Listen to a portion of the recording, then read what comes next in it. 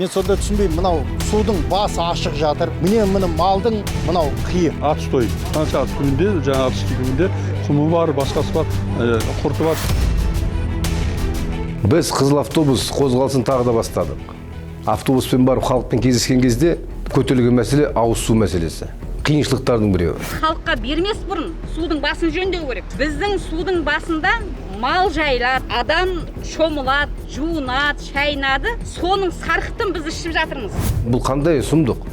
Ақша бөлінген, бағдарлама бар, халық сапалы ауыз суын іше алмай отыр. А там вот, смотрите, и вокруг бетон. Кто может попить? Люди. Біз президентке хат жазбақшы.